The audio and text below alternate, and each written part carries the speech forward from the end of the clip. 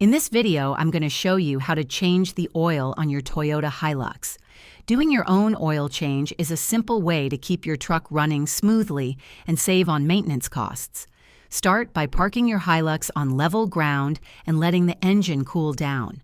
Open the hood and remove the oil filler cap to help the oil drain faster. Then, get under the truck and find the oil drain plug on the oil pan. Place a drain pan underneath, loosen the plug with a wrench, and let the old oil drain out completely.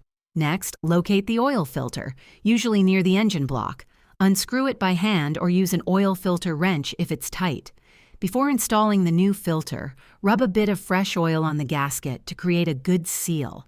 Once the oil is fully drained, tighten the drain plug securely. Pour in the recommended oil amount and type for your Hilux. Start the engine and check for leaks around the drain plug and filter. If this video helped you, hit like and subscribe for more handy truck maintenance tips. Thanks for watching.